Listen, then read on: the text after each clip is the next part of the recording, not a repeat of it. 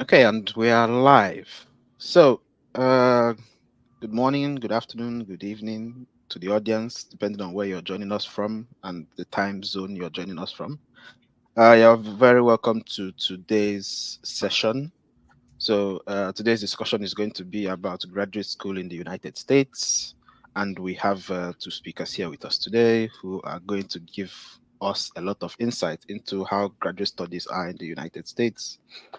If you've been following our weekly sessions, you know that we've mostly been revolving our discussion around Europe and the UK, and we have promised that we are going to expand the scope of the discussion. And so today we're trying to move into the United States, and we'll have future sessions about different things as well. So for those who don't know me, my name is Puchi. I'm regular at hosting this show or this discussion or this talk, whatever you want to call it, really. We usually have this every Saturday and Sunday. So we usually take our topic-specific discussions on Saturdays, and we have a general Q&A session on Sundays where we can address whatever questions our audience bring up. And so that's what we've been doing, and that's what we are going to continue to do unless we decide to change up the structure. If the audience requests for something different, then we're going to try something different as well. Yeah.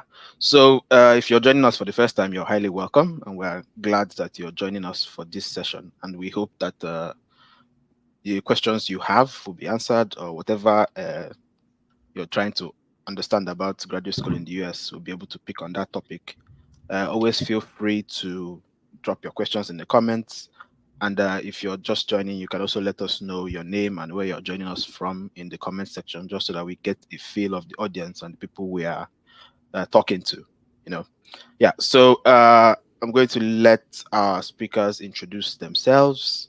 As someone who was raised properly, I'm going to say ladies first. So Nima, over to Why? you.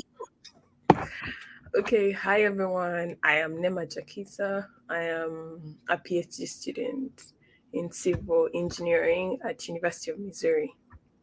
Yeah, and I'm excited to be here. Yeah, thank you so much. Yeah, it's always good to let ladies go first. Uh, Armstrong. Yeah, so my name is Armstrong Abua. Um, I'm currently an assistant professor at North Dakota State University, and I'm also glad to be here and also to give an insight to how these are all done. Okay. Yeah, thank you. I think we have Samuel with us. Can you hear us? Yeah, good afternoon from this end. Yes, my name is Samuel. I'm a PhD candidate in the microbiology and molecular genetics program here at Rutgers University, New Brunswick, New Jersey. I'm also the founder of First Class Leaders Network and the Brainbusters International Educational Services, both of which just assist in recruiting students from Africa down to schools in diaspora. Yeah, I'm happy to be here. I might be tuning my video on and off because I might be handling something while I'm listening to the talk. Yeah. Okay. Yeah, I can see. I can see. Are you in the lab? Yes, I am. Oh, Yes. nice. So, Yes. I was supposed to be in a recruitment event, so I had to cancel that because an urgent experiment. I know my professor here will understand. My paper came out and I had reviews, so I had to jump into the lab to try to catch up the yeah, reviewer. yeah, Yeah. yeah, The that's life of wonderful. That's wonderful. candidate. Yeah. Yeah, that's good. That's good. That's good. I think our audience are glad to see. So, we have the students, we have the assistant professor with us. So, I'm guessing today's discussion is going to be very rich. Thank you so much, Samuel, for joining us, even while you're busy as well. And thank you to Nima and Armstrong as well for being available here today. So I'm sure today's discussion is going to be power packed. We're going to try to make good use of the time we have so that we don't overshoot it.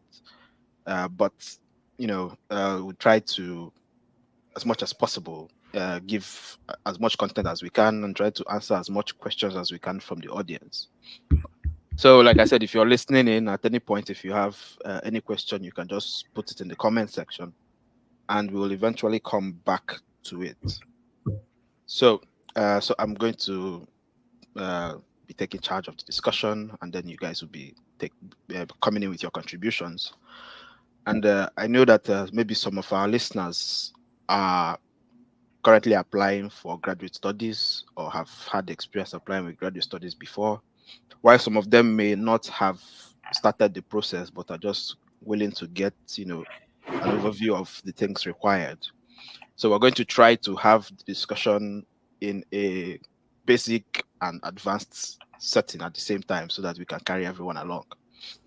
Don't know how that's going to work, but we're going to try to make it work. Yeah.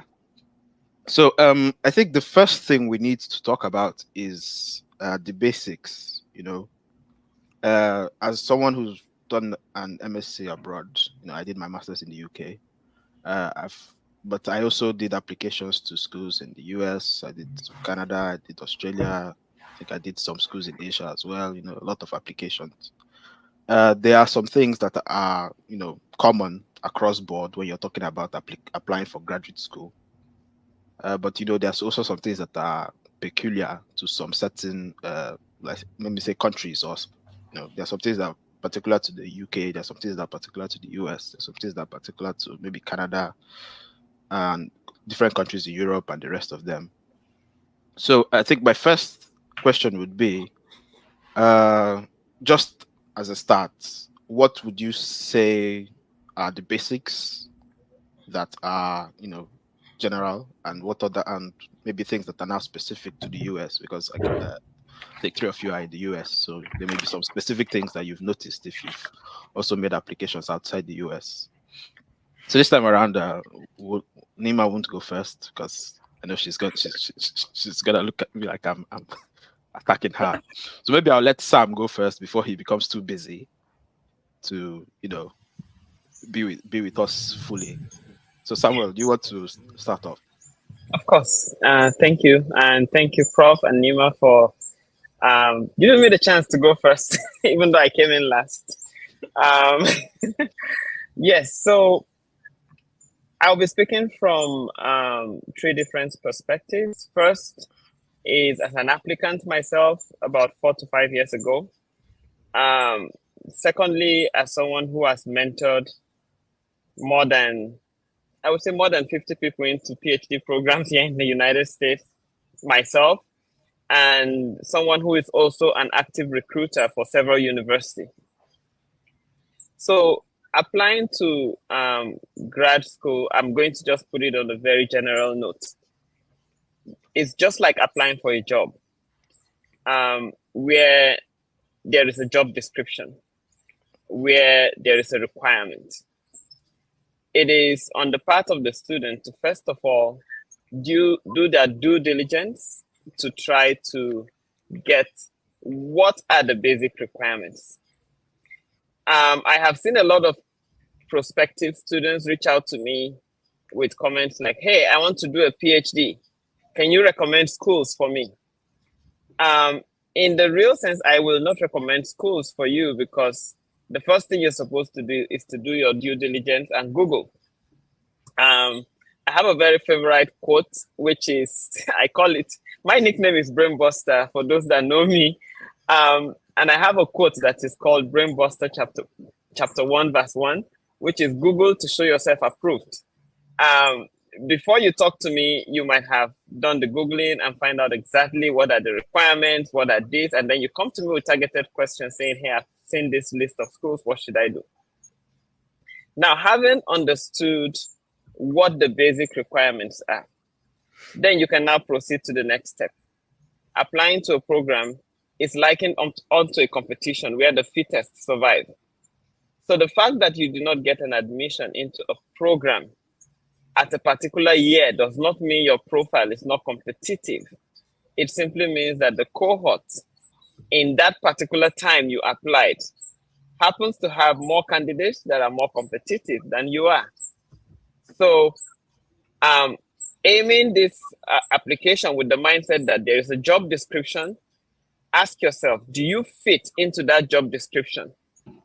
Knowing fully that, like every other job, most people that will be applying for the program will have the basic requirement, which is maybe a bachelor's degree or a master's degree, as the case may be.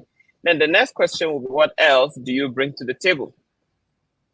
So there are so many basics that I can move left, up, right, and down.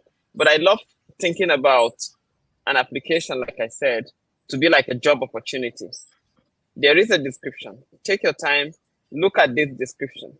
If you don't know which school to apply to, there is Times Higher Education, where you can go and see the list of 1 million schools or as many schools as possible. I'm just exaggerating anyway. You can now make a short list.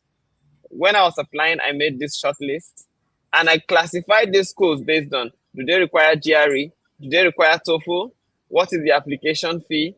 What else are they looking out for? Because it is all stated on the website. Then the question is you just matching your profile to what you're competing for and ask yourself the honest question, how can you be able to outcompete every other competitor? That means what other unique thing are you bringing to the table that others doesn't have? Is it a strong GRE score? Is it research experience? Is it an excellent TOEFL score if you're looking at TA and the likes? And once you meet the job description, the final point which I will make, now you find the job description, your profile matches. Then you have to think about something I call the trilogy of graduate school application, which is that coherence between your personal statement, your curriculum vitae, and your letters of reference. So the three of them cannot tell different story if you are really the candidate that you're presenting yourself to be. So you have to make a good choice of who your referees are. And from Nigeria, where I came from, that is usually a very big problem. Maybe that is part of the conversation later, but I don't know. But it's a very big challenge where you have to intentionally select who your referees are. Now, based on your own personal statement, your CV, as well as the referees, if you have coherence, then you will at least, if not get the position, pass the first stage of screening. And then your application will be at the table of those who are supposed to read it. Because if you don't have coherence at the early stage, where I used to call it, I don't know how it's happening, Prof, in your school, but here at Rutgers, the people that do the first reviewing are the non-technical people. The people who don't even know the science, they just pick it, blah, blah, blah. It's the three of them, are the documents together. Yes, forward. Are they not together? Automatic. You get the automatic email saying, please, we are sorry that this happened. So before you get to the table of the people who will actually do the reading, you should make sure everything is in coherence, at least to pass that stage. I would be happy to take more questions, if any. But if I have said anything, I mentioned three basic things. Number one, think about it as a job position where you have to do your due diligence to read, identify what they need, and present your profile, which is Google to show yourself approved. Number two is to find out what else are you bringing to the table other than the basic requirements. How can you outshine the master? Is there any relationship between what you're doing research as with what they are offering? How can you tell them that you're the better candidate other than me, who is also an applicant? Now, the third, which I mentioned, is coherence, the trilogy of graduate school application. Your curriculum vitae, your statement of purpose, SOP, or some people call it personal statement, as well as your letters of reference. They just have to be in agreement. Otherwise, you won't even cross the first stage, let alone thinking about landing yourself the offer. I hope that helps. Yeah. Thank you so much, Sam. I think that was a very, very rich answer. You cut across almost the whole process itself. I think one of the most important things that resonates with one of the messages we always pass on this program is that you have to do your due diligence. You have to research. You have to read. Most of these things are not very complicated if you just take your time to find the right information, and most of the information is online anyways. There's no special place that the information is hidden. It's just that some people think that is a Herculean task, and some people think that it's not as easy as it seems. But to be quite fair, it's not as difficult as you make it out to be. Most of the information you need is readily online, and if you're ever in doubt, I always say email the school or email whoever you're in contact with to always ask your questions. Yeah, so I think when you were speaking, some points came up, and I'm going to move over to Nima now, and then we'll come to Prof at the end. So, Prof, I'm going to target the common mistakes that applications go through, since you're on the other side of the discussion now, because you're not a student. Yeah, so we're going to talk to you, and someone mentioned about the reference letters, and I know that's a very integral point, so we're going to come back to that. But before we go there, want to just get Nima's own perspective as as a student, because I know many people find it. I've had discussions with people, and many people find it like I say, surprising that you can get a PhD position in the US with just a bachelor's degree. When I found out about it, I was like, okay. But then you find out that it's not very common knowledge. People always think that you have to have a master's before you do a PhD. And I think here in the UK, most of the time you don't get a PhD opportunity without a master's degree, actually. So, and I think in Nigeria, because we do a lot of UK standard, so I think that's why the process is that way. So most of the people I talk to also have that mindset. But I know that in the US, you just need like a bachelor degree as a basic requirement. So Nima, so for you as someone who has applied and gotten there and started the program, just give your insights into how the process goes. Maybe what was the major challenge, if there was any. What kind of advice can you give to people that want to apply? Is this something worth doing? And where should they start? I know Samuel has said a lot of things about where to start, but in practical terms, let's say you've done your research, you've done the due diligence, you've gotten a school that you want to go to, maybe you've gotten a professor that you want to work with, or you found someone that you think you want to work with. So what would you say the next steps are from that point? Oh, okay. Yes, I was actually going to talk about the fact that you can actually apply for a PhD before your master's here in the US. Probably some people know that, but other people don't know that. So just to record that, you can actually do your PhD straight away without having your master's. And the other thing would be that there is so much funding for PhD compared to masters. Yes, so most people who have masters, most people who get into the master's program, they rarely get funding. But most times, if it's a PhD, there's a higher chance of getting funding. And also, probably I would want to talk to those people who don't know where to start from. You actually don't even know if a PhD is something you want to do, even in the long run. That's like someone is thinking about, it's 5 years. Why are you guys pushing me to do a master's? That is, yeah, PhD. That's how I was. I was like, no way, I'm not doing this PhD thing. But here I am doing my PhD. But yeah. So, when I was starting out application journey, I really didn't know what I wanted to do. I know there are people who actually know what they want to do from day one. Good for you, but some of us didn't start there. Me, basically, what I had to do was, I just basically just followed people in my area on LinkedIn, on Twitter. And I think sometime while I was scrolling through social media, I saw an advert for a PhD civil engineering, but they were particularly looking at people who knew Python. And I'm like it was AI for civil engineering. I was so intrigued by that. And then I was like, yeah, this is the area I actually want to go into.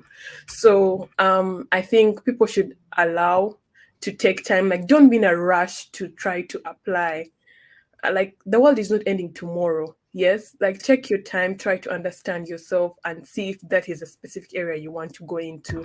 And when I found out like, oh, this is an area I wanted to go into, I started doing courses on Coursera, coding lessons on Coursera, and this helped me understand the coding stuff. And like when I started writing emails to professors, I was basing on the fact that I had done classes, I had done courses on that. Yes. So you also talked about if you find a professor. So I'll talk about that a bit. So how do you come to get the professors? Like had been talked about before, you have to get schools. You can narrow down to like 10 or 15 schools. There are very many schools. That's the truth, and they can be overwhelming to actually narrow down to the different schools. But just try to get like 10 random schools. They shouldn't be in the same state, and they shouldn't have the same ranking. You shouldn't only go for top schools. When you get those schools, just go to the specific course, look for the professors. When you come across the professors, look at the area of research they are looking into, because you don't want to apply to a school blindly. You want to be sure that the areas are actually, or the research done there aligns with what you actually have, and also the different your experience. Because I'll give an example of civil engineering. Like civil engineering is broad. There are some schools that have only transportation engineering and environmental engineering, and maybe they don't look at pavements, and pavements is something that you are very key about. Yeah, so it's always good to actually look into the different faculty to see the specific areas you want to go into. And and I believe that the best way is for you to try to build your portfolio. If it's for you to go and volunteer in a specific area, I mean, a lab, to get the experience to put on your CV, you have to do that. Create time to build your portfolio. Yeah, I think that's it. I don't know if I've missed out anything. No, no, no. I think very, very good and solid points there. You know, I think one of the most important things you talked about is not applying blindly, which is a very, very important factor, because if you don't know what you're doing, or if you don't understand the process or the end goal, or what you're trying to achieve, I think you end up getting caught up in a lot of mistakes, or making a lot of effort in things that maybe are not going to yield the results that you're looking for. So it's always good to understand the dynamics of what you're doing, and which is why we have sessions like this. And it's important that people know that you can pursue a PhD straight from your PSC. So if you didn't know that and you're in the audience, you can start thinking about if it's something that you want to do. And like you said, there's more funding opportunities for PhDs in the US than for masters. So also an incentive. Turns out that the country wants more people to do PhDs. Yeah. So I'm going to come to Armstrong now. I already told you we're going to look. You're going to give us the perspective from the faculty perspective. Sam said you should look at it like you're applying for a job. So in that case, the student is an applicant. Well, that means that you, on the other side, you're a recruiter. So we want to understand things from the recruiter perspective. So Nima said things, points that the applicant should look out for, probably from her own experience, things that she did, how to start. And I think those are very important points. But from your own end now, as a recruiter, what are things that you said that people are looking out for, or things that maybe, let's say, would disqualify the candidate's application? Sam said initially in their university, the first set of people just look at the documents. Are they coherent? Yes. If not, go straight to the no pile before they actually get to the technical people that are actually going to look at the applications. Yeah. So, but I'm guessing that's a situation where you make an application directly to the university, maybe, and then you have like a supporting letter from a supervisor that you're looking at. And I guess that's the standard way of doing it with the whole application process. So, but from your end, as someone that's might be taking students as a supervisor that's going to give someone the go ahead, because you can't get a PhD admission without having a supervisor that's going to give you the thumbs up. I guess I may be wrong, so I just want to hear from you. So let us know how things are on that end. Yeah, so just to clarify your last statement, yeah, you can get a PhD without an advisor. So that's possible though. Okay, so to begin with, I'd like to first give you like a very good perspective of how this whole process is done, right? And it differs from school to school. That's the first thing you have to understand, right? Every school has different admission procedure, right? But you can say that about 90% of schools, right, use the same strategy or the same process, right? You have just a few that would deviate from the normal. And those few, what they do is that they don't do rolling admission. So in schools, they don't do rolling admission. They don't do some type of admission. Now, those schools, let's say about 5% of schools in the United States have that kind of admission strategy, right? So they have what they call admission committee, which is not dependent on any professor in the school, right? So the school set up admission committee, which sits down to review all applicants at a time. Okay, so they have a deadline. You apply to the school, and the committee decide when they want to meet, and they also be around the table and they discuss the applicants and who they want to admit and who they don't want to admit.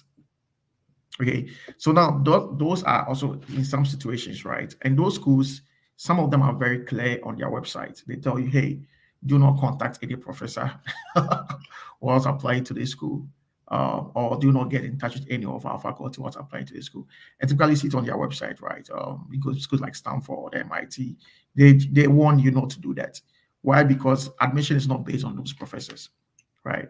So professors wait till students are admitted. And when students are admitted, they now have a forum with the students to now seek candidates that they can bring in their lab or they are willing to fund. Okay. So that's one, right? John Hopkins normally organizes these seminars, right? Once they admit the students, they organize their portfolio and students will now come and meet the professors. Interactions, one-on-one, Zoom breakout meetings. Then they see where they can match and pick students from there. On the other hand, strong majority of schools, literally students are admitted by professors. And that's how come students want to reach out to professors and say, hey, do you have assistantship? Do you have TA? Or do you have research assistantship, right? Because the professor has, let me say, about 80%, power to say, okay, I'm bringing you on if you meet my criteria. The only thing that he has to check to see that you have met graduate school minimum requirements. Once you meet graduate school minimum requirement and is willing to work with you, he's providing the funds. He wants to bring you on board. Whether your background meets, he can bring somebody from, computer science to civil, and he doesn't care, right? Or you can bring somebody from sociology into civil. If he wants to fund you, want to fund you, right? So those are a bit of things, right, that you want to really understand how admissions are being done across the United States, right? But if you don't even check, right, as I said, about 90% or more of schools, admissions are done by the professors, right?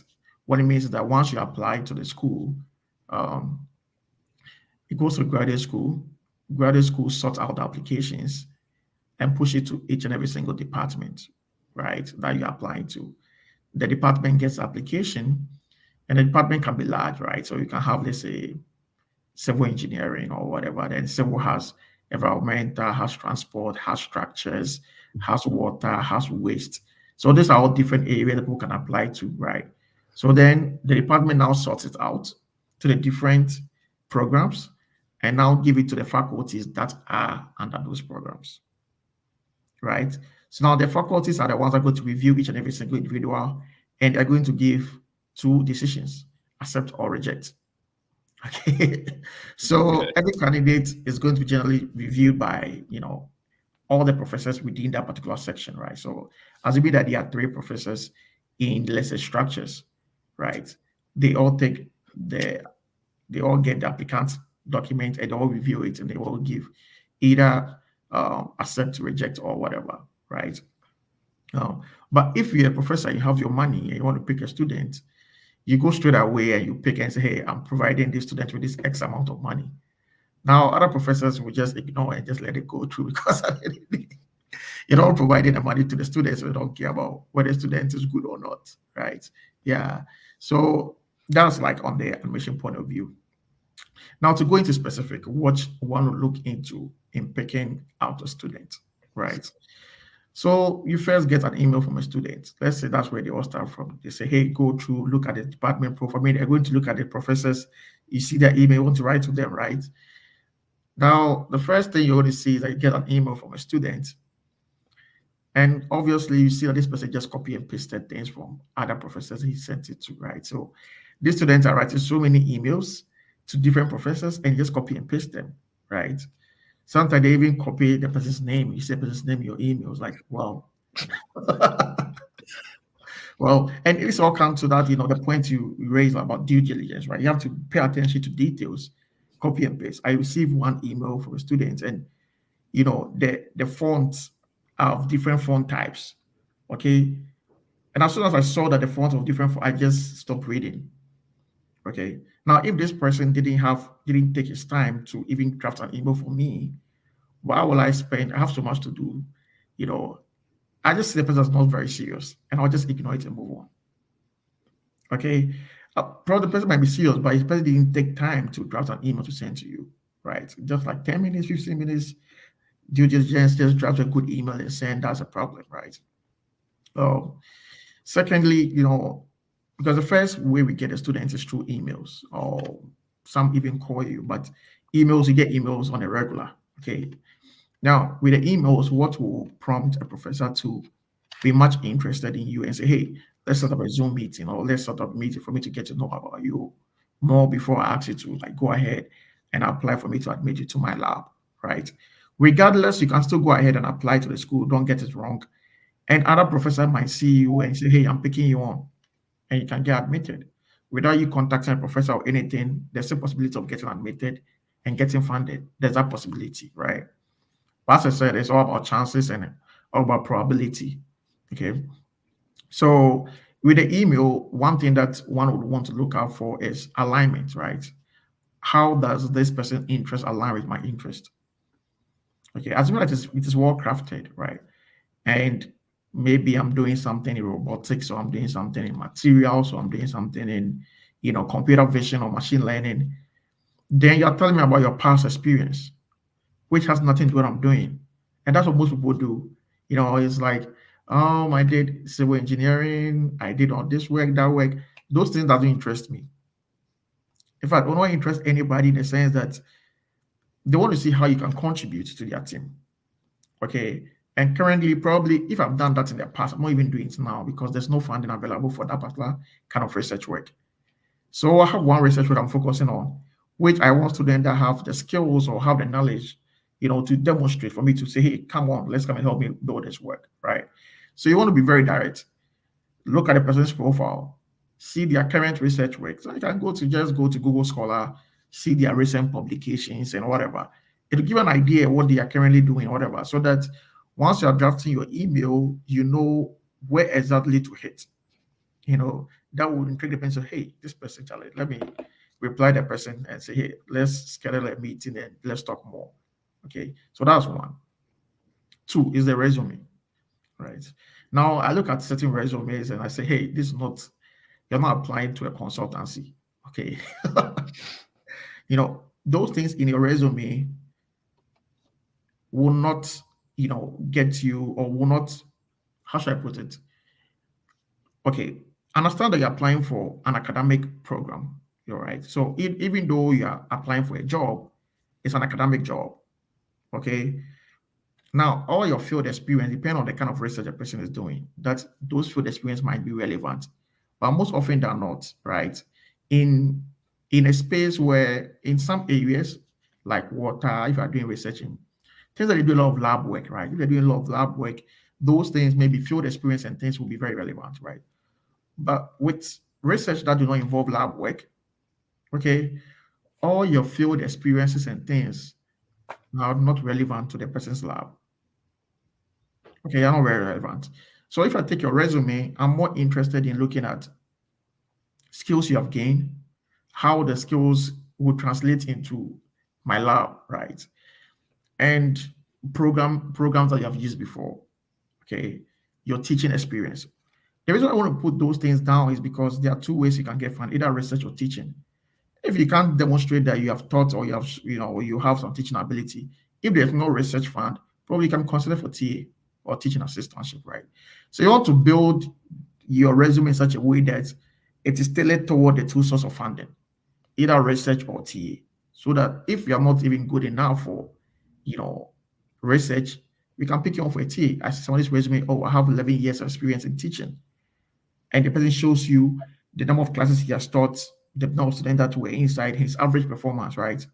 Even if the person is not a good candidate for your research work, this person can be brought in to teach as a TA, right? And the department will love it, right? Because the person has so much experience, and that will be very good to bring in, right? So how you draft your resume will either cause one to look at it, because at the end of the day, if no professor is bringing you on board, and it goes to the general application, right?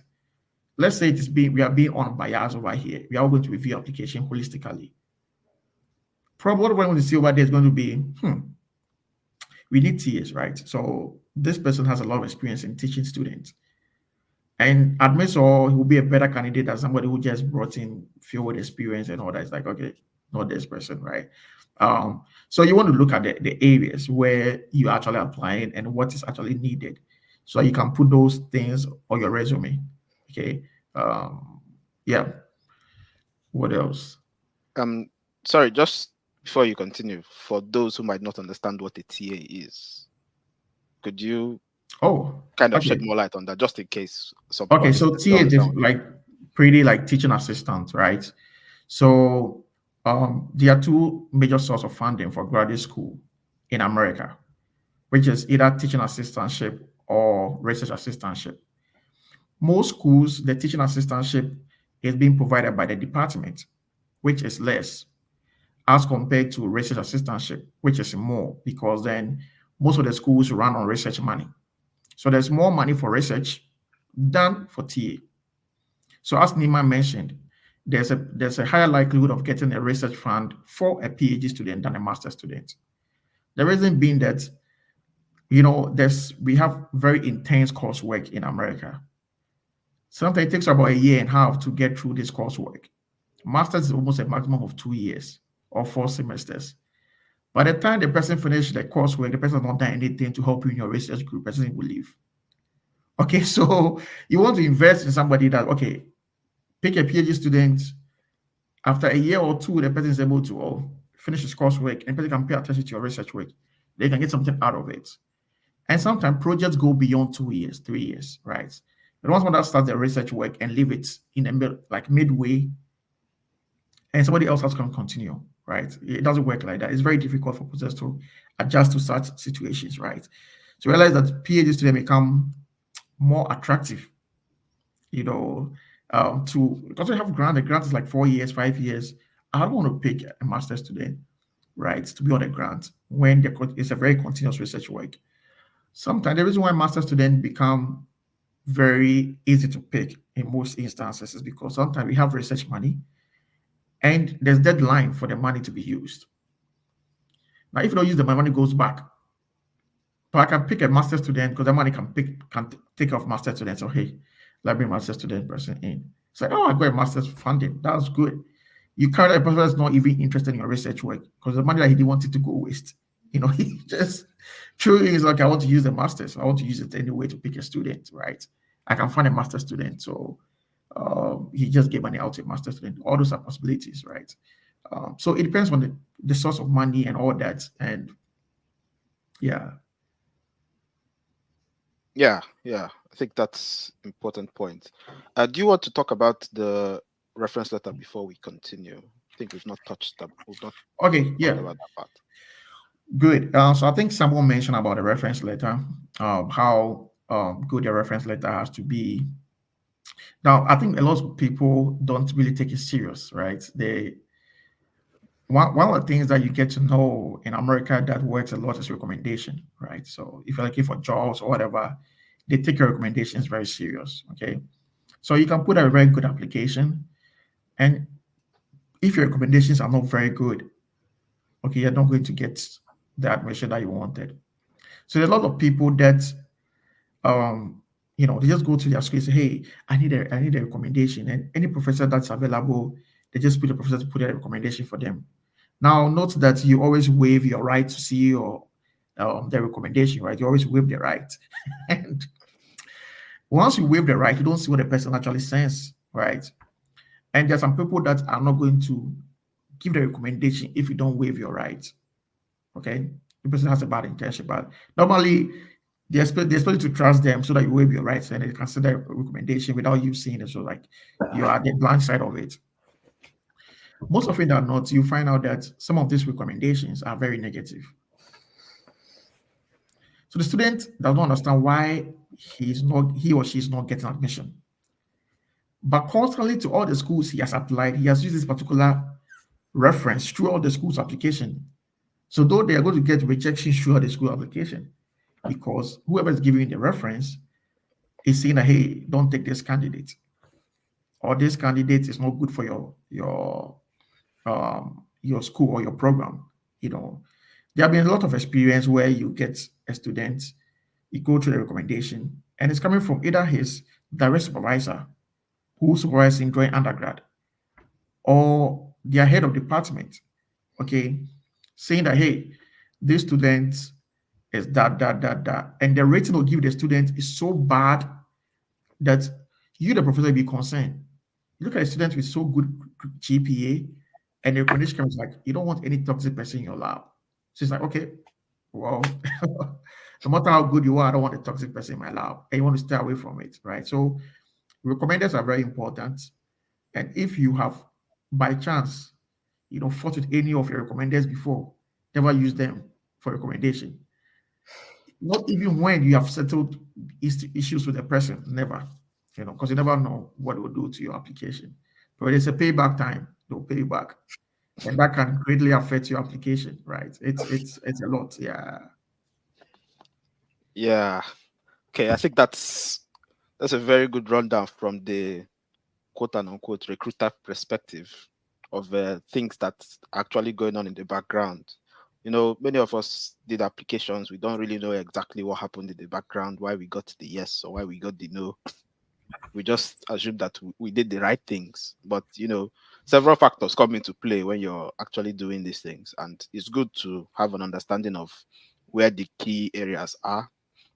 And just like you've pointed out, recommendations are very important, or they are taken very important, because I know there are some places or there are some jobs that you even want to apply for. People think generic reference letter is okay, and maybe the people on the other end just want something to fill the file that they have a recommendation for this person.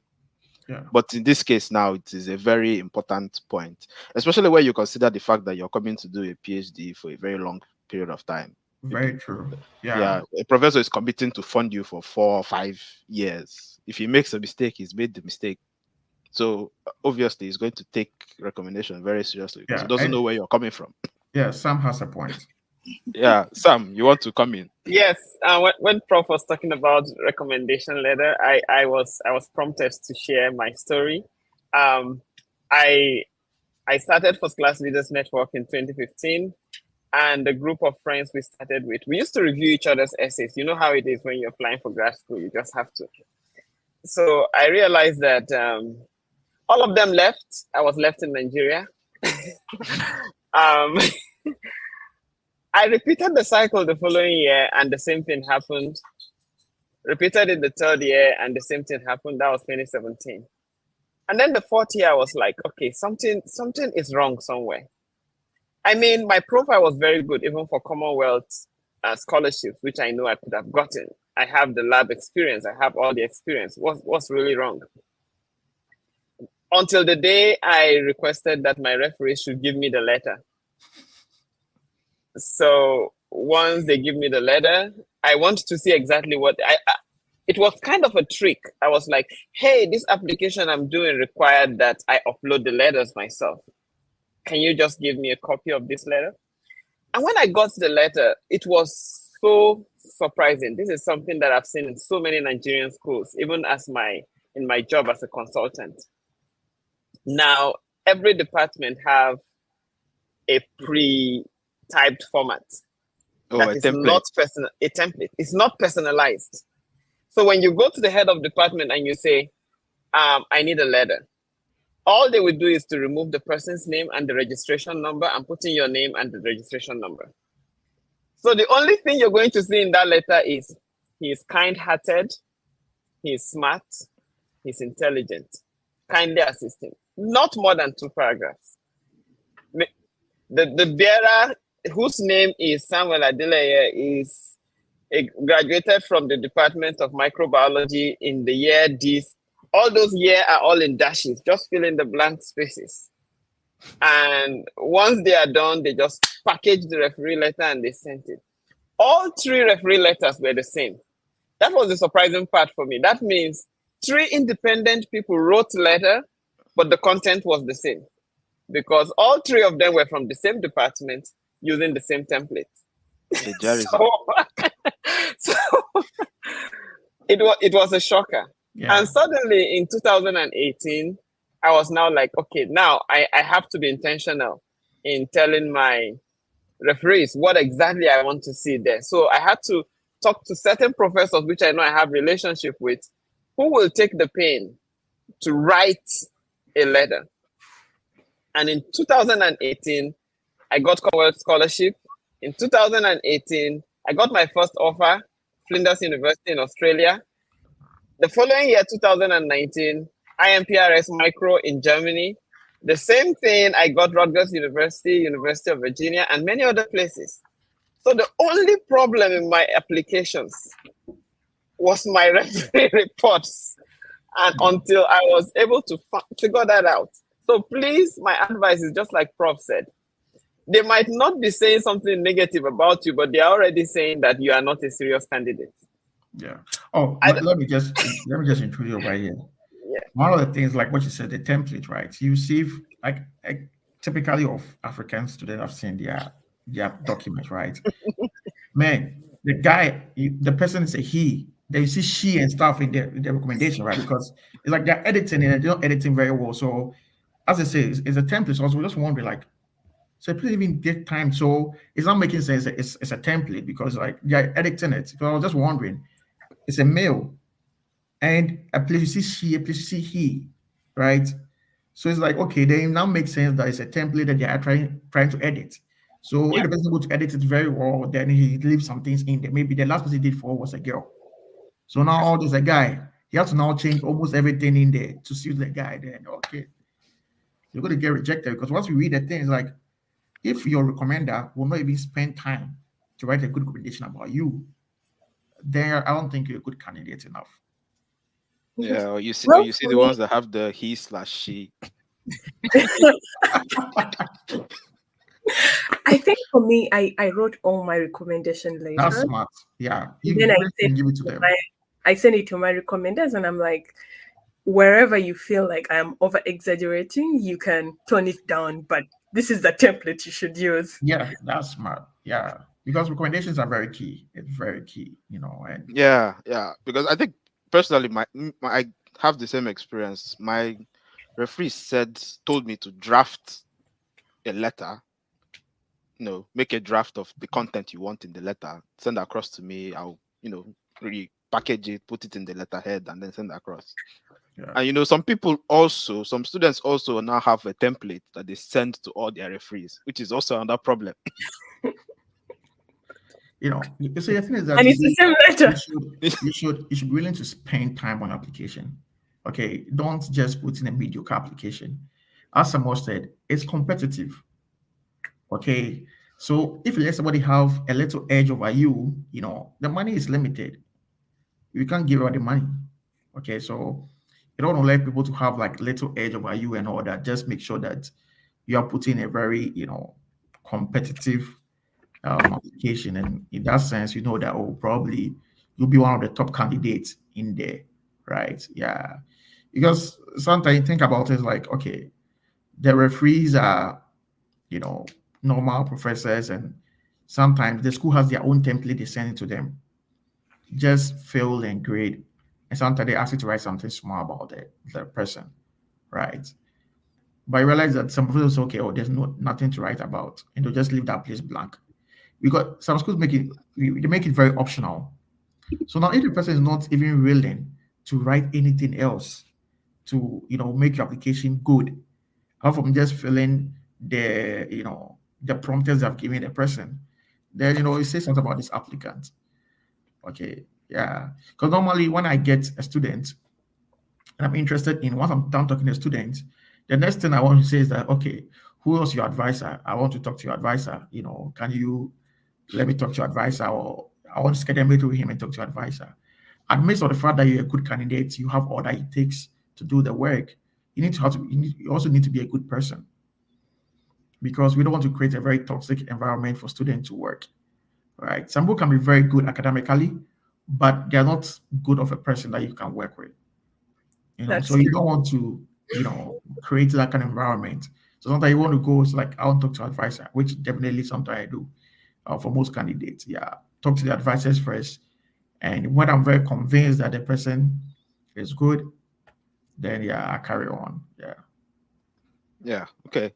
I saw Nima nodding when you were making points of toxic work environment. Seems like she had an experience. No, maybe once she's not willing. Undergrad who are top students, but they're not people you want to work with. Yeah. So I think it's also a good point. If you look at the whole thing as a job application, you should also know that nobody wants to bring someone on a team who's not a team player. Yes. So you should also consider that while you're making your application. I mean, I always tell people, if you're putting the CV and you're putting experience, you need to put at least something that shows that you've worked with others. If you're trying to apply for something that's a team kind of application, especially if you're working in a research lab that requires you to collaborate with other students, there should be some sort of collaboration in your CV to show that you have those skills to work with others and achieve results, in addition to the teaching that the prof has also mentioned, because that's also a very, very important point, especially if you're looking at that TA position. Yeah. So I think we're almost at the hour, but I think we have some questions in the comments which I would like us to quickly address before we end today's discussion. I believe we've said a lot of things, and I know that there's still more to be said, but you can't say everything in one go. So I think we have this first question here. Can you expatiate on applying for a PhD in the US with a bachelor's degree? I think we've talked about this, but does anyone want to say anything additional to that? Because I think we've talked quite a lot about that. Anyone? Prof? Nima? Or you? What was the question again? It's there. It's on the screens. Can you expatiate on applying for a PhD in the US with a bachelor's degree? I said people think it's not possible, so maybe he just wants kind of. So, I mean, it's a normal application, right? That you put in. Okay, just that whether a bachelor's or master's, right? It depends on school requirements. Okay, so maybe in the UK school, there's a requirement that the minimum requirement for this particular program, you have to have a master's degree for the PhD program. Okay, so the same way you can see in some schools in the US here that some programs need you to have a master's before a PhD. But for most often than not, most schools or most programs with bachelor's, you can do, a PhD, right? Because the PhD requires a lot of coursework. In the UK, your PhD, you don't do coursework for most part of it. It's all research intense, or like it's just research, right? And there are less courses. But in America, both master's and PhD, you are doing a lot of coursework. So the person can come in and his first 2 years of his PhD could be like a master's where he's taking coursework to stabilize, right? And that's how come like they have that leverage for you to do both, either a straight PhD or get a master's and whatever. Because even when you get a master's first, in your PhD, you can transfer some of your credits as part of your PhD program. That cuts your coursework shorter, right? So I think it's this whole coursework thing which I think overlaps with master's and PhD, right? Because in each case, they expect you to do some coursework. So if you have fulfilled that coursework in master's, you don't have to fulfill those same coursework again in the PhD, right? But if you don't have it in master's, you have to fulfill them in PhD. So your first 2 years in your PhD is going to be coursework based, a lot of coursework. And people do that, and maybe in the first 2 years, they even get a master's and continue with their PhD, right? Oh, okay. So, yeah, so you can get a master's in your first 2 years and still continue with your PhD, right? Once you have met the master's course credit requirement, right? So it is like the PhD has master's embedded into it already in a goal. You get a point. Yeah. Okay. Yeah, that makes sense. That makes sense. Why the timeline is also 4 to 5 years, kind Yeah. of. Yeah. Okay. Okay. Other UK, Yeah. it is like 3 years, right? For a PhD. Yeah, in the UK, it's 3 years. Yeah, and it's only research. You just no coursework. Yeah, it's mostly research. Yeah, no coursework, nothing. Yeah. Yeah. Let's see another question in the chat.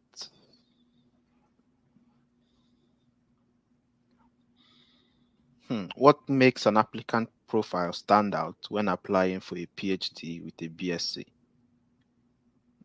I think this question is kind of coming off of if I'm going to ask my own question, it would be if you are applying for a PhD as a BSc holder and you're competing against people with an MSc, how much does that factor in, or what can you do with your BSc to make it better if the MSc is going to make the other person more competitive?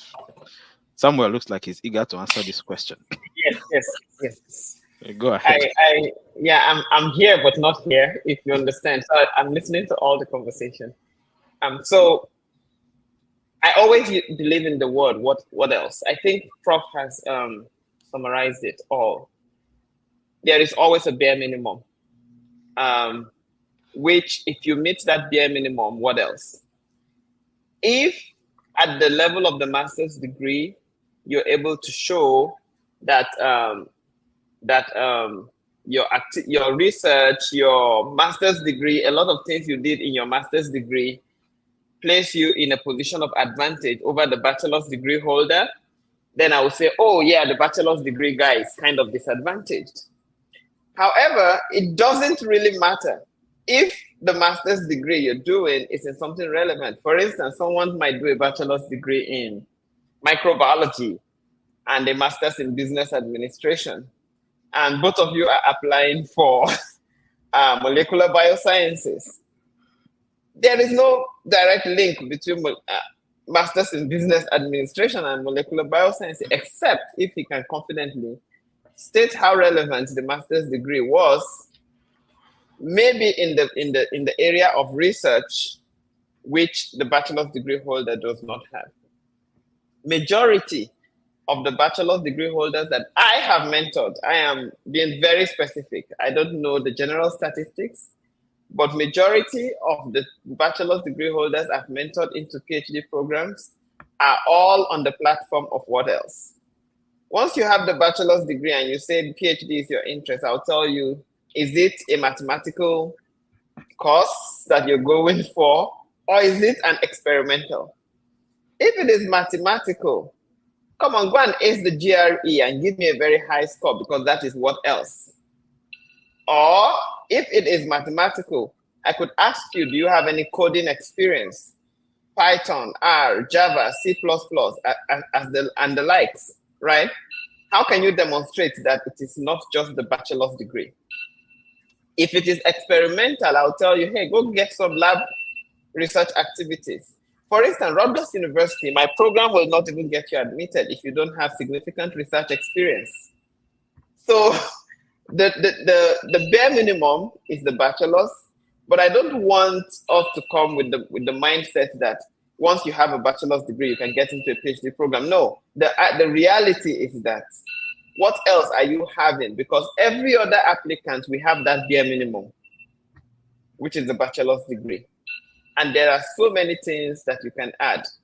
I will use a very funny illustration. I'm sorry to those who are not very religious, but there's a part of my Bible which I really love where they talk about the valley of the dry bones.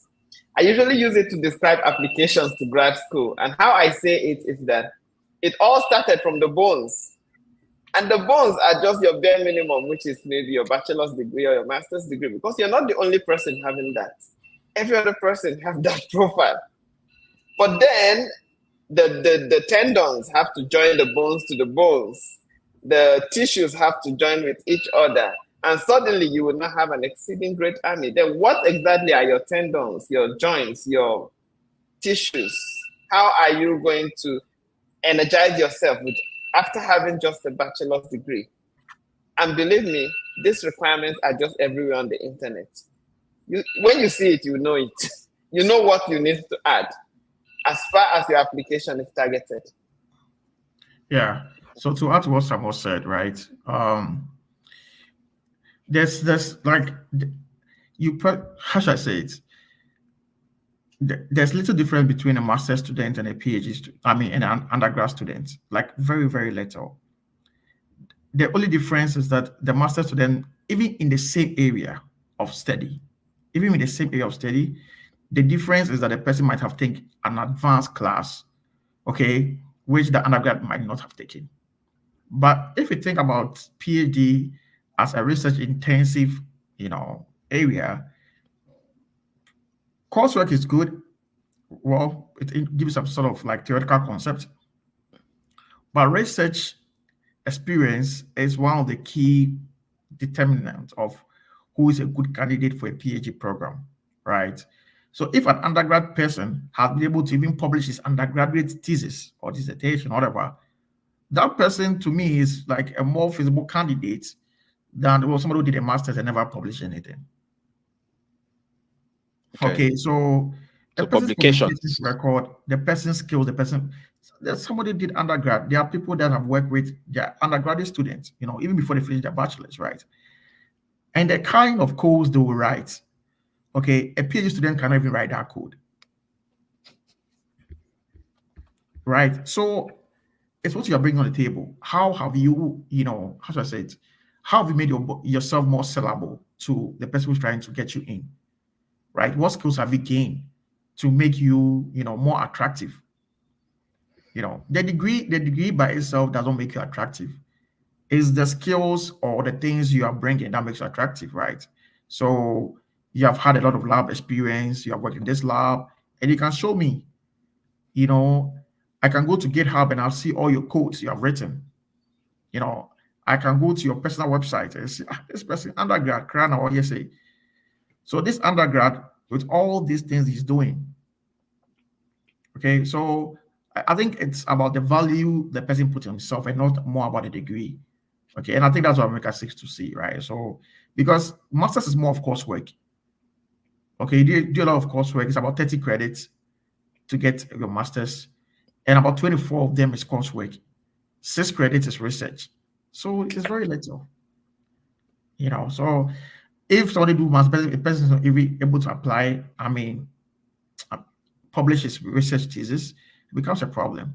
Some people do masters, they get a lot of publications, and that person is a good candidate.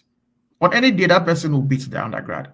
But if you put on the same playing level, your master's, nothing, you didn't do any exciting research work, man, you still come to start from ground zero in my lab. Any lab you find, you're going to start from ground zero, right? So they'll all be on the same level. Okay. Yeah, thank you. I think important points have come out on what actually makes you stand out, and it's not just about the BSc. Even if you have a master's, you still need to add a little extra to show yourself to be more competitive. So, because we've crossed the 1 hour mark, I just want to ask the speakers if we're okay to go for a few more minutes to take some of the questions in the comment section, or if you guys need to drop off urgently, you can let me know and we can try to wrap things up and take some of the questions maybe later. So at any point that you guys need to drop off, just let me know. Is that okay? Yeah. Yeah, okay. So take the next question here is from Alec. It's kind of a specific question. I would like to study masters at Stanford University. What's the procedure? Well, go to Stanford, go to their graduate program. Once you get to their graduate program, they have the minimum requirements that you need to have to apply for their master's program. And that's minimum. So you should know. Yeah. Then every other thing is up to you. You now have to build yourself, whatever you're going to write, how to become competitive to all the other master students applying. So then that's what the name someone was talking about. What else are you bringing on the table? Because every other candidate has met the minimum requirement, but we still have to select students regardless. Okay, so we'll select the people that are very competitive, who have shown extra zeal for the position or extra zeal to be admitted, or whatever they are bringing, right? Because a school like Stanford, they look beyond what other schools are going to look out for, right? Look at people that they are coming in and already once they are done with the school, they'll start their own company. They'll start something because it's a student that have made a school, Stanford, right? And it's Stanford because he goes, oh, the CEO, oh, the founder, oh, from Stanford, oh, this from Stanford, right? So the person is coming, but oh, I opened a company back in Africa. I'm the CEO of this. Person put all this in his experience, right? That person seems more attractive to them, right, than a person with even a high GPA. Okay, because this person seems like somebody that can come in and still progress afterwards and has like a better future. At the end of the day, it's like, okay, there's a new company up and who's the CEO? Oh, you went to Stanford, right? So schools have their mission and the things that they look out for, right? So it sounds like I'm very rigorous, right? And the things, because I don't know how much you know about the undergraduate admission of students in America, right? How the college, how the high school students have to go through to get college admission. Man, it's nothing like what we do in Ghana or we do in Africa.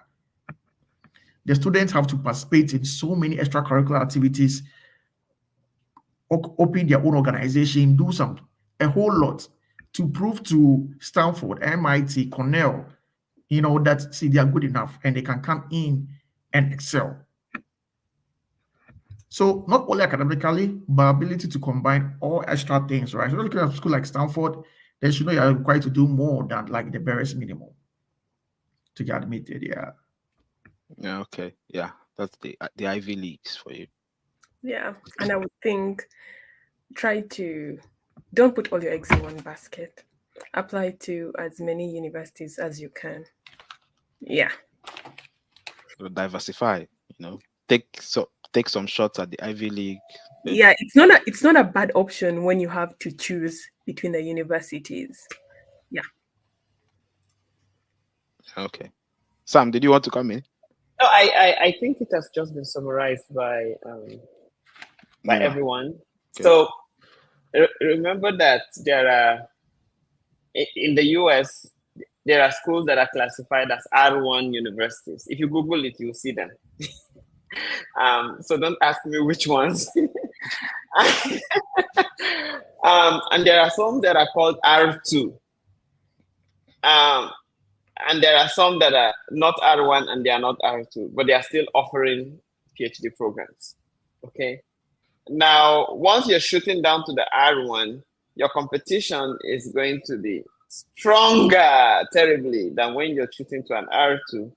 It is also going to be fierce when you're shooting to every other institution. Now, that is just on the surface. On the other hand, again, the reputation of the lab that you are applying to will also determine how fierce your application is going to be, right? So if you're applying to just any lab in any universities, it's very easy to get a place. But let's say you're targeting a big lab, maybe in Harvard, in MIT, Oklahoma State, whatever university, who in a place where the PI already have a reputation, then the kind of students that he will be accepting are not just going to be students on the surface. I have a professor in this lab that currently have about 18 postdocs and only 2 PhD students. So,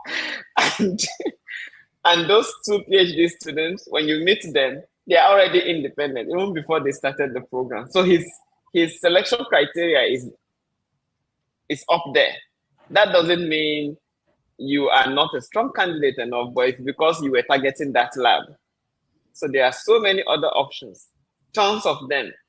Just do your due diligence, do your Googling, and I'm sure you'll find one. While you're shooting down to Harvard, MIT, Yale, and the likes. Look for other schools, which we call the safe schools, and also try to shoot your applications. You surely land one. Yeah. Yeah, thank you. Thank you. Yeah, and also to add to what you said, right? Not bad schools. So the schools Compared are to very good. The cool. schools are good, but if you are targeting a PhD, you know, you want to be very conscious about who you're going to work with, right? So for undergrad and masters, if you're looking at school for your selection before selecting a school, that is great. But for a PhD, your advisor is what counts, right? It's your advisor totally, right? Anyway, you're going to ask you, who did you work with? Who was your advisor? They don't care about your school. Because if your advisor is doing good research work, it's going to translate into your work, you know. So in America, you know, whoever you're going to do your PhD with really counts a lot. Like it really counts more than the school that you even attended for your PhD. Okay, but for bachelor's and masters, well, fine, the school you go to, because that's what they're going to write on. For PhD, you look at the advisor. Yeah. Okay. Important perspectives coming through now. I hope our audience are taking notes. You know, I'm also taking some small notes on my own notepad here. Yeah. So I think we move to the next question. I think we have just one or two more questions, and then we're done. So I have this question from Gloria. Yeah, Gloria is one of our regulars, always with us on the weekends. So Gloria is asking, I realized after rejections that my referee, a professor, didn't write the letter of reference because he can't access his email. He can only write printed letters of reference. Is creating an email for him that I can use ethical? I wouldn't personally. I wouldn't advise to do that. Creating an email for your professor. No, don't do that. And the other thing, is he the only person you can use? I mean, I feel like maybe I'm wrong, that if a professor is really invested in your reference letter, he'll create an email to do that. Yeah. Isn't there any other person you can actually use to create for you your letters of reference? I just don't think it's ethical to create an email for a professor. No. I'm sure. Do you want to say anything? You look like you wanted to say something at some point. Well, yeah, it's not ethical. It will be strict reject from the school, right? Because we have actually uphold like academic integrity and all that. So if in the beginning you are lying to us, you know, but I don't think it's something that we are going to do it. If by any chance the person is able to send it, the person can contact graduate school, and graduate school can let the person send it directly. I can give a typical example. When I was applying to grad school, I also had an issue like that. Each time professor sends the email or the recommendation, able to receive the recommendation.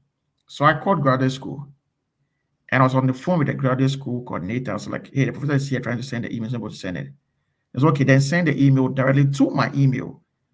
So he asked the professor to send the email directly to the graduate school email, the coordinator, and he manually uploaded it onto the platform, right? So you want to create some sort of transparency. You don't go ahead to create your own thing without the approval of the school, right? So you can call them, hey, I'm encountering these issues. What do we do, right? Is there a way we can send the email to you directly? Because they want to verify that it's not coming from anybody else, but it's coming from a professor or somebody that they can trust. So then he got a call with a person, you know, he still had to use his institution email address to send it, not from a Gmail, for the coordinator to know, okay, this is from the right person and not from anybody else. So everything, just talk to graduate school or the graduate school coordinator, and yeah, they'll find a way to help you fix the issue. If they can't help you, you have to change the recommender. Yeah. Okay. I think those are my own initial thoughts as well. It's better you just contact the school, let them know this is the issue you're experiencing with your referee. If they said they want to contact I think I've heard of a situation where they said they set up a call with the referee to, you know, give an oral reference, and then they transcribe it and, you know, upload or something like that. So it differs. Yeah, What they'll can be find a done? way. You'll find a way.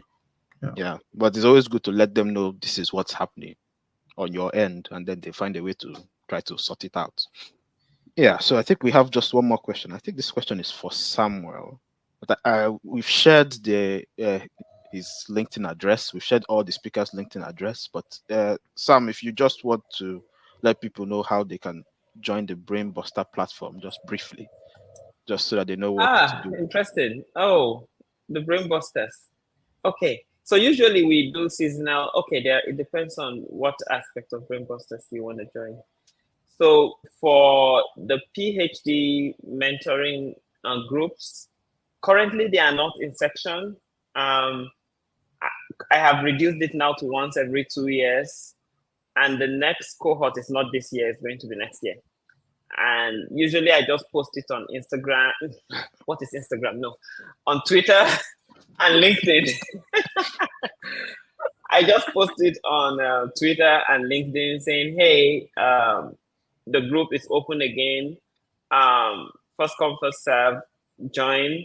So when you join in, I will give them tasks because that's how I behave. I'll give them very rigorous tasks. Things like go and shortlist 50 schools that you are interested in.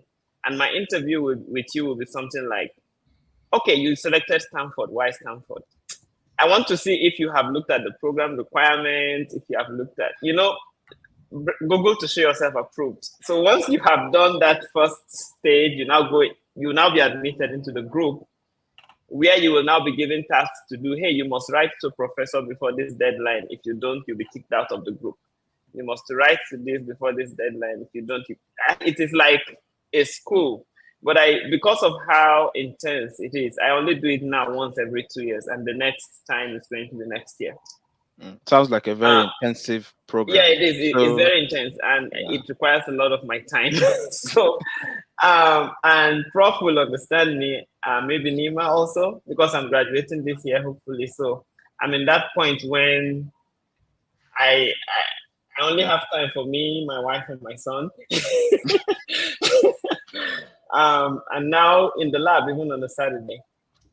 So yes, I'm happy to take you. But if you graduate with the first class, there is a general platform where we have mentors all over the United States.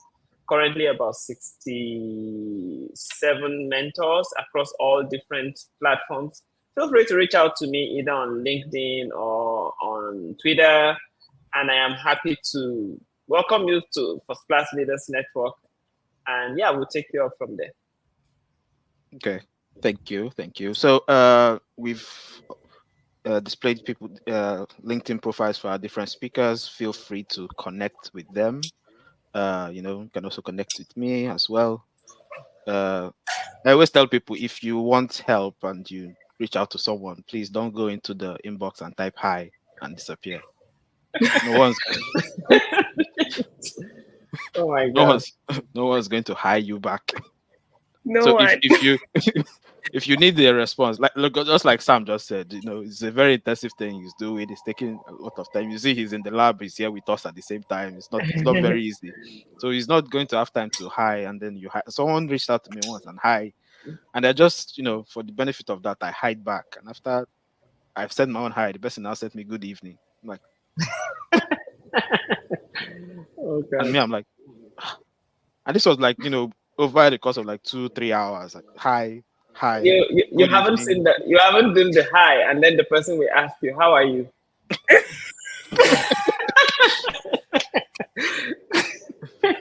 Yeah. So I'm not saying. Sorry, but you have to speak. So what is happening to me now? Like, hi, how are you? Like, seriously. So yeah, late. I have to come and speak. Okay. So it's still happening. So please, I'm not saying you shouldn't greet, be courteous and everything. But if you're going to reach out to someone that you need something from, or you need, advice, or you have a question, you can say hi. Hi. Just make it like an email. I hope this email finds you well. State what you want. I totally agree with you. And when you're approaching people, make sure you have respect for their time and knowing that responding to you is not your right. So, uh, because some people will come with the statement like, I need you to give me schools that, and I'll be like, wait, you need me to do? Okay, I should leave Yes, we everything. need you. We need you. You know, I don't even know you. So yeah. Yeah. So please always try to, let's be, because it's still the same way. If you don't learn how to approach people online, it's going to reflect when you're emailing professors as well. It's just going to come off. You're not going to know when you're going to just let it slip in. You need to understand how to talk to people that you don't know. Well, let me that give don't one know you. example. Okay. A Lot of student reached examples out going and around. I was like, hey, yeah, your profile is really good, and I would like to, have, an interview with you, and the interview is going to be on this, on that, and that. Now the student now replies back and say, hey, can you take this thing out and let's focus on this? It's like, what?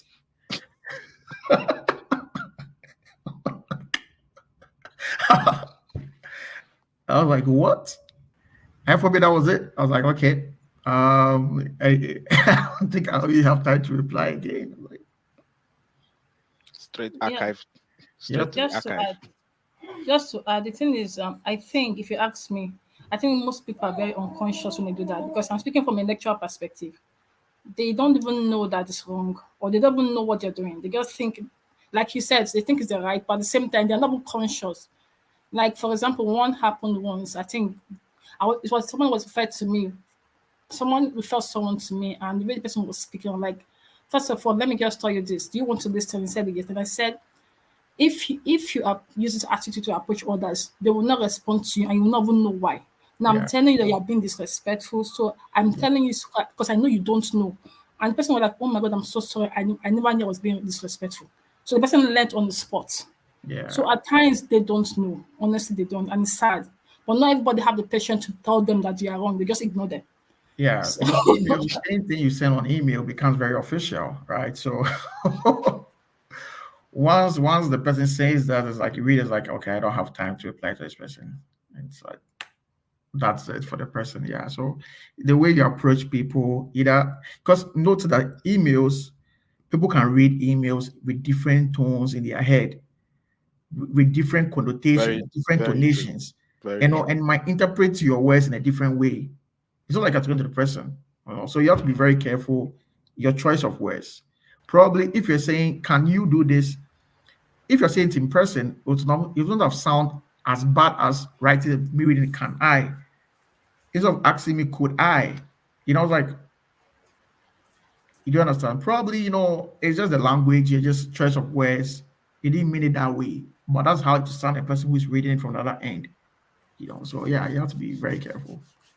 so I have a question for the prof and for all of you on the platform. My question is, what if someone sent you an email with all capital letter? Does it make any difference? With all caps. Hold on now. You start opening it. Like, what? Relax first. Yeah, so You're trying to get me. You don't want it to be overwhelming to the person. Like, mind you, you receive more than 50 emails a day. I don't know about students, but we get more than 50 emails a day. Here, meeting this, grant, funding, here, so much emails, right? So you see a student email, and the first thing is, I'll come back to it. So should a person should be lucky for you to even open it in the first place, and you're seeing all this comes like, I'm going to struggle to read this, right? So you just, ignore it, so I'll come back, or maybe you never come back again, right? So just make your emails very, simple and straight to the point, that it's not taking me so much to understand what you're writing. Take away any grammatical errors when you're trying to understand what you're writing down there. So just make it very simple. No caps, you can even highlight the most important thing. That's what I like to do, right? I'll highlight them. Like normally I'll bold in it in the email. So the person can just, our brain works in a very funny way, right? So the person can his mind will just go to the bolded items and just look at them without reading the whole thing. So normally I highlight the most important things in the email, right? Either make them very bold, right? Or highlight them with, either blue or something that will stand out. And sometimes I bullet my points. I don't put them aces.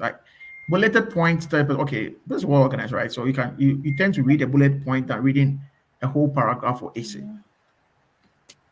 Yeah, those are tips. Yeah, that's true. That's true. Nima, do you also want to answer? You like all Well, caps? you would think that the person's keyboard is messed up, honestly, because why caps? Why? Yeah. I think we have one more question that came in. Probably that will be the last for today, and then we'll call it a day. Winner is asking, as regards this research experience, I studied mathematics. I don't have any research experience, not because I don't want to, but that's the nature of learning in my school. What is my position now? So, if I'm trying to understand the question, well, I first of all say that this question is not very clear. So it's also one of those things when you're writing, try to be as clear as possible. When you say you don't have any research experience, does it mean you did a bachelor's degree where you didn't do a research project, you didn't do a thesis, you didn't do, even if you didn't do like the whole big thesis, you didn't do anything at all? And that's the what you mean by that's the nature of learning in your school? Or do you mean that what you did, you don't think it's representative of research experience? But let's say, for example, you didn't do a thesis as part of your bachelor degree. Let's try to answer the question from that perspective. I'm not sure if that's what you're asking, but let's try to answer the question from that perspective. Uh, I would say if you didn't do that in school, you can find other ways to get research experience outside of school. There are different things that you could do. You could as well volunteer to even work with a researcher in your school. You could work with organizations that do research. There are some NGOs that do research on different things. And mathematics is a kind of very core element of research in itself, because almost all research that is analytical finds a way to get back to statistics and the basics of mathematics. So those mathematics skills on its own is a very important part. So you can find different places to apply it. If you ask me, that's the way I would tackle that kind of issue. Anybody want to add anything to that? But if you're listening, and just try to clarify what you mean by you don't have any research experience with an additional comment. But let's just see what we can say about that. Do you guys have any Yeah, other thing to so say? volunteering is one way to do that.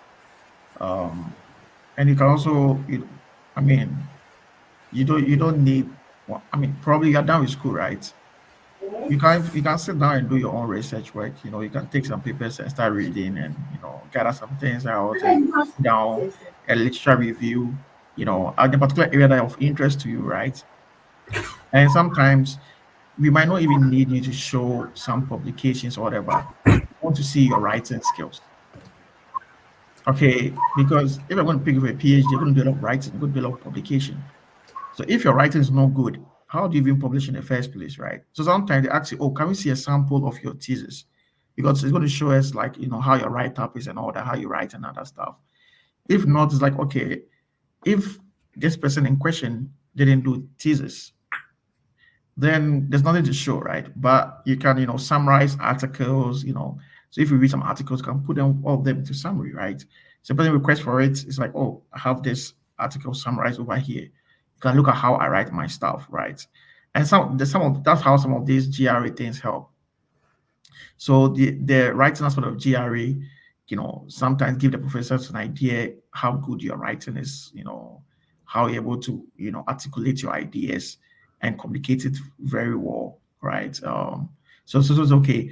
You go to very high intense research schools like the R-round schools, and I say, okay, maybe your writing should be 4.0 and above, right? Or 4.5 and above. And it's mark over 6. Um, so it's very important that you demonstrate some research experience. If you don't have, it could be your writing. We can request for your thesis or anything, or you can volunteer to work in a lab.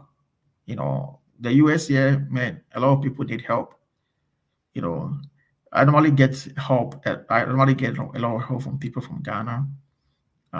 like undergraduate students, who just want to learn. But at the same time, they are being exposed to all these research things that they are doing, and they learn and they add it as part of the experience. So it's also part you can volunteer or do it by yourself. Yeah. Or Any not do it additions? at all. Yeah. Nima is laughing. Okay. Yeah, you cannot do it at all, and maybe build yourself in a different area, which can also attract, other people who want to bring you in. Yeah. I mean, it also depends on the field you're trying to go into, I guess. Yeah, a lot.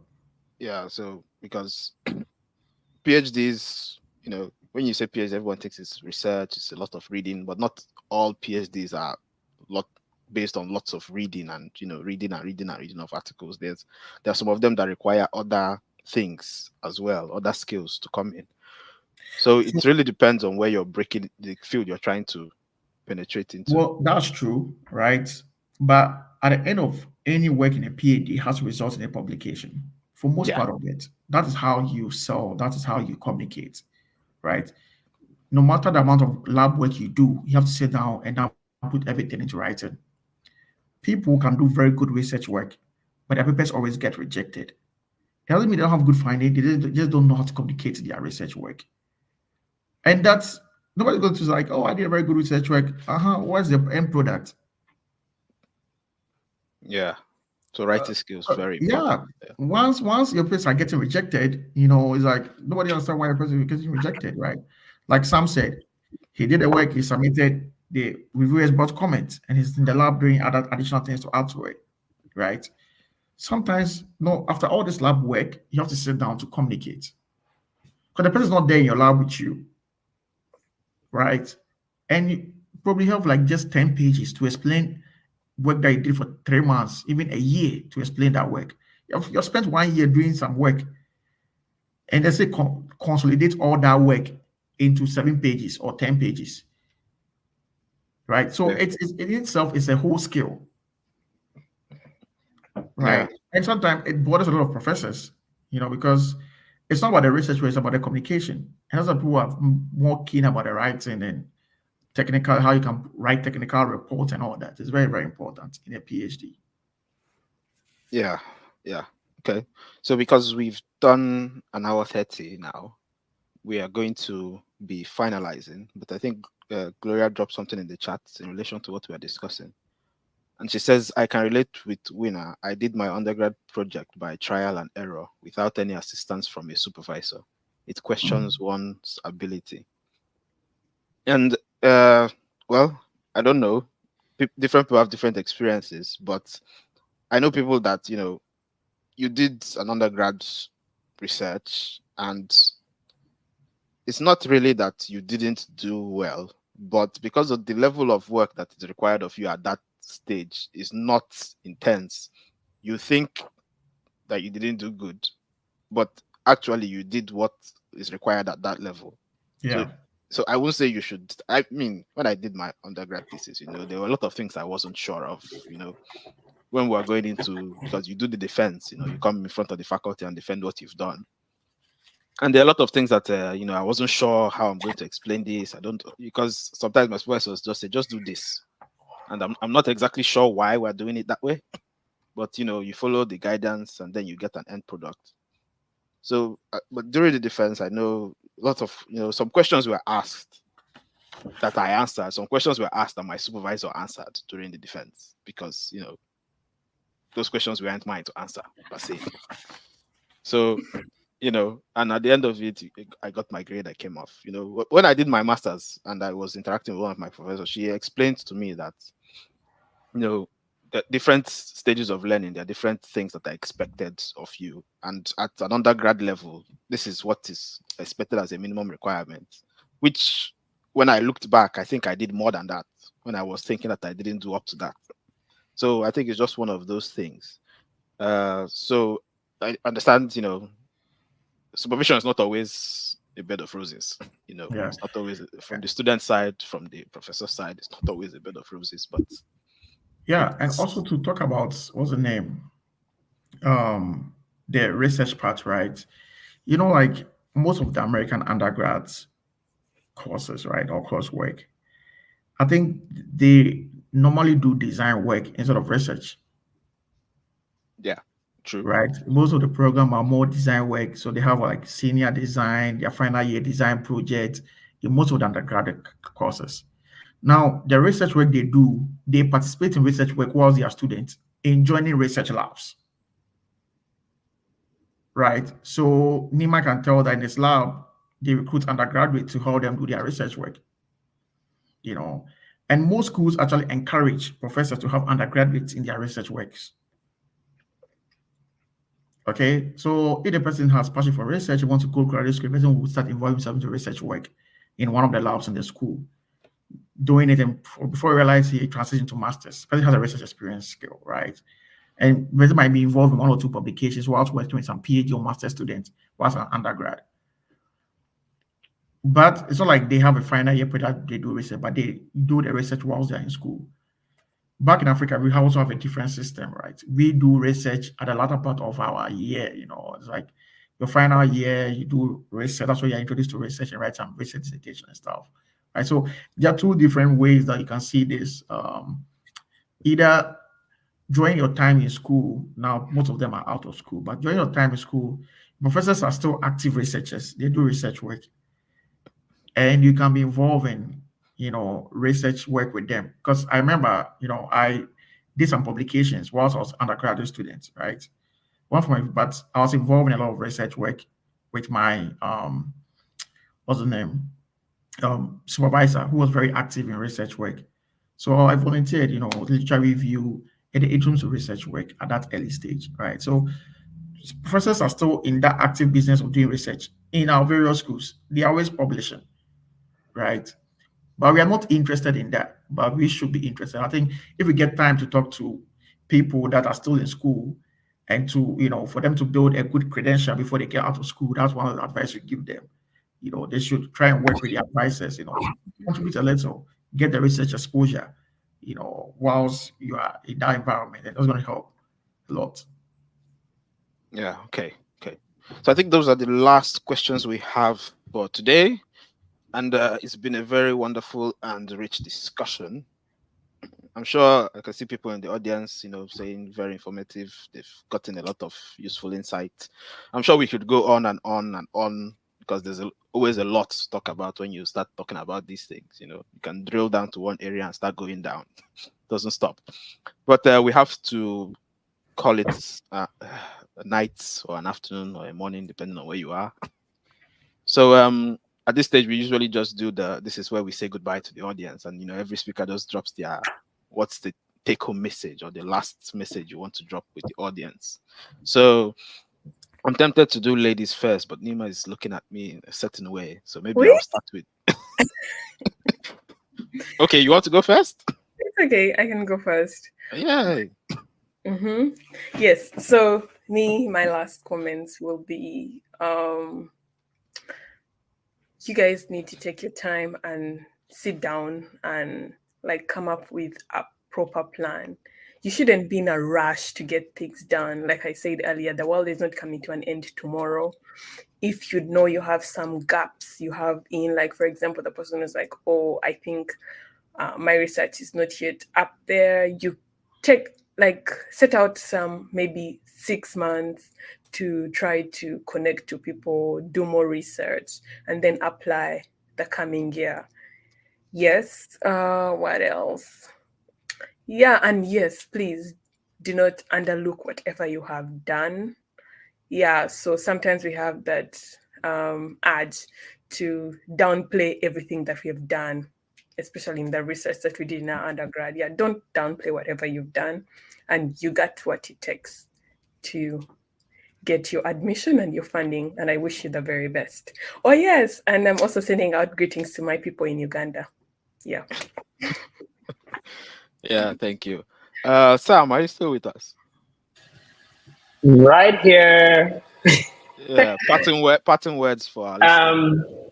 Again, Google to show yourself approved. I will leave you with this. applying for grad school is a full-time job. Make sure you approach it with that mindset. When you do that, then you will know that there are things that you're supposed to do carefully. And every school you'll be applying to, make sure that your application is targeted. Do not use one SOP for all schools. Do not use the same referee reports for all programs in all schools, except if maybe it is the same, what do we call it? The same, what do we call it? A course or things like that, and research team. Ensure that everything you're doing is targeted. You don't need to submit 500 applications. You just need to submit 10, 5, 2, 1 that you have carefully given your all.